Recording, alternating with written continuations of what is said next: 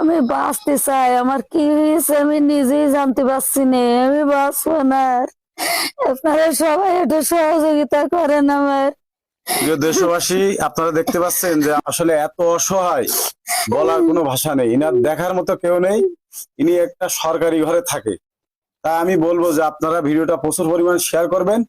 আর আপনারা যারা ইনার পাশে দাঁড়াতে পারবেন অবশ্যই একটু দাঁড়াবেন, কারণ ইনার পেটের ভিতরে ঘা, বিভিন্ন রোগে আক্রান্ত। আমি আপনাদের কাছে অনুরোধ করব যে আপনারা ভিডিওটা এমন পরিমাণ শেয়ার করবেন যাতে কোনো হৃদয়বান ব্যক্তির কাছে পৌঁছায়। আর ইনার বিকাশ নাম্বার দেওয়া থাকবে, আপনারা ইনার সাথে সরাসরি যোগাযোগ করবেন। আচ্ছা আপা, ইনি কি আসলে ইনার কেউ আছে? ওনার কেউ দেখার মতো লোক নেই। এখন ইনার কি অবস্থা? ও মেলা সিরিয়াস। ওই পাড়ার লোকজন একটু দেখে শোনা করে এরকম। এখন ইনার কি ট্রিটমেন্টের প্রয়োজন? ট্রিটমেন্টের প্রয়োজন, না হলে তো উনি বাঁচবে না। চাষি, ইনার এখন কি অবস্থা তাই বলেন। ইনার অবস্থা তো খুব খারাপ। খুব খারাপ ইনি না? তো বাঁচার মতন কোনো পথ নেই।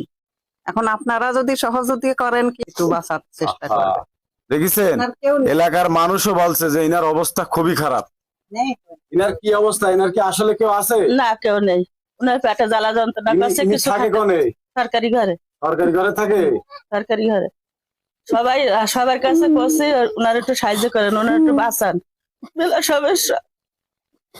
দেখছেন পড়শিরাও কাঁদছে। এই জন্য আমি আপনাদেরকে বলবো ভাই, অনুরোধ করে আপনারা ইনার পাশে দাঁড়ান সবাই। আপনারা দেখেন, আমরা কিন্তু দুনিয়া থেকে চলে যাব, আমাদের কিছুই সাথে যাবে না ভাই।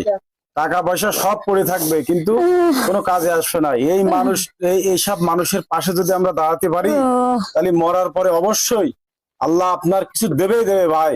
এই জন্য বলি যে এরকম অসহায় মানুষের পাশে দাঁড়ান।